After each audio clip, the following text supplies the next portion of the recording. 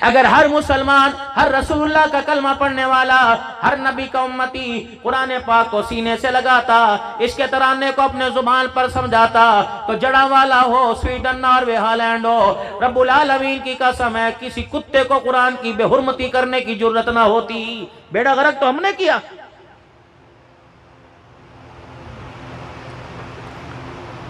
بازاروں میں اتنا رش، بندے کو چلنے کی جگہ نہیں ملتی، سائیکل کھڑی کرنے کی جگہ نہیں ملتی۔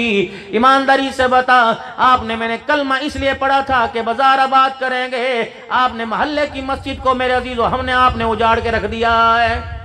ڈر نہیں لگتا؟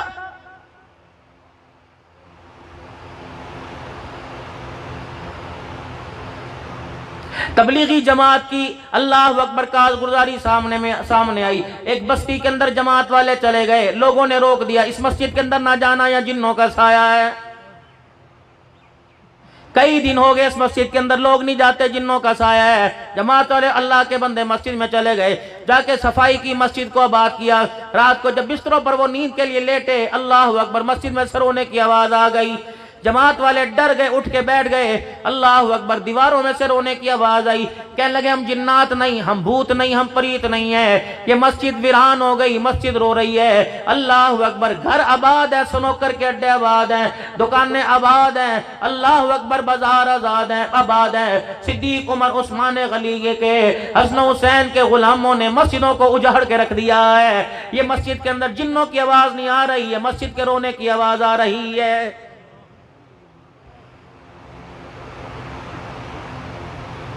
بابو جی صبح اٹھے، رات نیند لی، جو نیند آپ کو مجھے گولی سے نہیں آتی، جو نیند آپ کو مجھے نیند کے انجیکشن سے نہیں آتی، اللہ جل شانہ نے آپ کو اپنے خزانوں سے آپ کو مجھے سلایا، اور صبح اللہ پاک نے آپ کو تازہ دم کر کے اٹھایا۔ ایمانداری سے بتاؤ، دسترخوان کے اوپر بیٹھنے سے پہلے خدا کے گھر میں جا کے سجدہ کس نے کیا ہے؟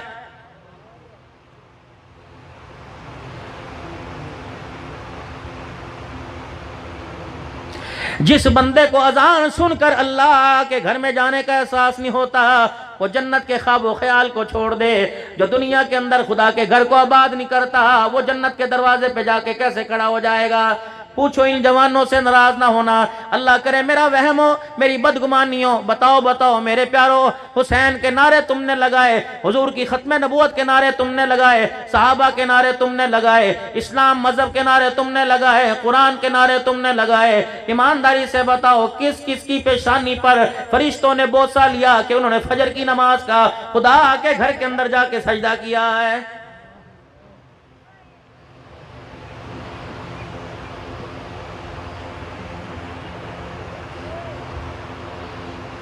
کیا کہیں مستورات کو ہمارے بس سے تو ہر چیز باہر ہو گئی، ہمارے بچے اپنے قابو میں نہیں، تمہاری محلے کی عورتیں، نکاح تم کرو، بچے تم پیدا کرو، سوئیں رات کو تمہارے ساتھ، کھائیں تمہارے ساتھ، پہنے تمہارا دیا ہوا، سمجھائے مسجد کا مولوی، کوئی بات بنتی ہے؟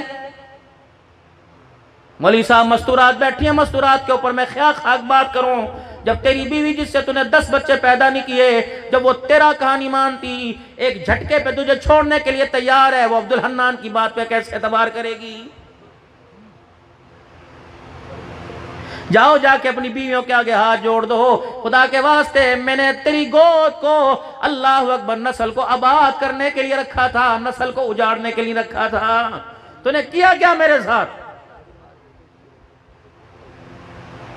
جب میں تجھے لینے کے لیے آیا، میری بات کو ذرا توجہ سے سننا، اور ایک اللہ کے واسطے میں آپ سے عرض کر کے جا رہا ہوں، جو بات میں آپ موبائلوں میں ریکارڈ کر رہے ہو، اسے رات کو میرے عزیزو پنکھا بند کر کے، بجلی بند کر کے، دروازے کھڑکیاں بند کر کے تنہائی میں سوچنا، رب العالمین کی قسم ہے، ایک مرتبہ تنہائی کے اندر بیٹھ کے سن لو، فجر تو دور کی بات ہے، خدا تہجد کے سجدوں کی بھی توفیق عطا فرمائے گا۔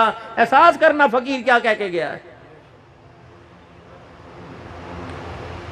جاؤ میری امی سے، میری بہن سے، میری بیٹی سے کہو، میں جب لینے کے لیے آیا تھا، ڈنکے کی چوٹ پہ آیا تھا، میں نے گاڑی پر بھی پھول لگوائے تھے، آگے میں نے باجے بجوائے تھے، میں جنت کی حور لینے کے لیے جا رہا ہوں، مظفر گڑھ کے کپڑے کی دکان پر جو سب سے قیمتی جوڑا میں تیرے لیے لے کے آیا، میری ماں نے اپنی چوڑیاں اتار کر تیرے لیے زیور بنایا، میرے باپ نے ساری زندگی کی پینشن اکٹھی کر کے میری شادی کی خوشی میں ولیمہ کمایا، ولیمہ کروایا، مجھے کیا پتا تھا لال جوڑے میں جس کو لے کے آ رہا ہوں وہ میرے گھر میں آ کر میرے ہی ماں باپ کو برداشت نہیں کرے گی۔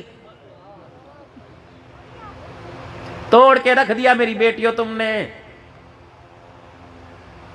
اتنا ہی خیال کر لیتی، جب تیری رخصتی کا وقت آیا تیرے باپ نے تیرے سر کے اوپر قرآن کا سایہ رکھا تھا، اسی کا خیال کر لیتی۔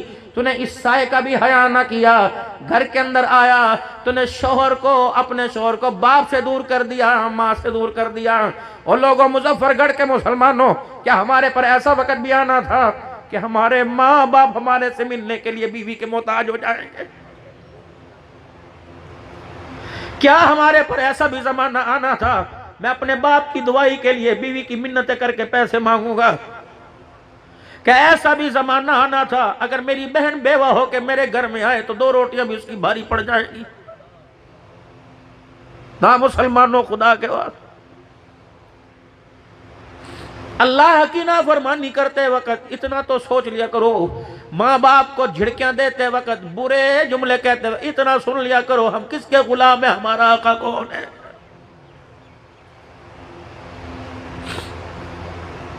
یہ بھی دور میرے عزیز و مظفر گڑھ کے مسلمانوں، کیا اس خیرات میں آنے کا فائدہ آپ کا میرا؟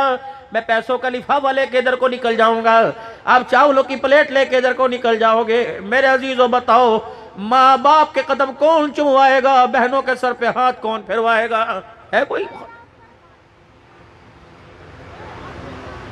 یار کو مظفر گڑھ کے چوک کے اوپر لبے دریا لے جا کر جو 10,000 کڑائی کھلا کے 10,000 کا کھانا کھلاتا ہے، اللہ اکبر، وہ اپنی کمائی میں سے ہر مہینے بیوہ بہن کے گھر خرچہ کیوں نہیں پہنچاتا ہے؟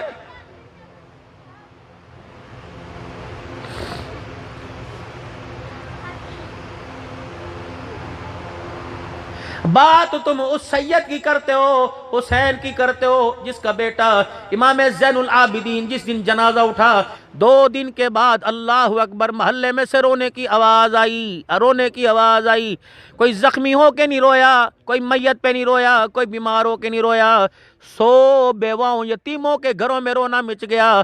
کہاں وہ محمد کے گھرانے کا فرد کہاں چلا گیا جو رات کے اندھیرے میں پانی کے مشکیزیں اٹھا کے ہمارے گھروں کے مٹکے بھرا کرتا تھا؟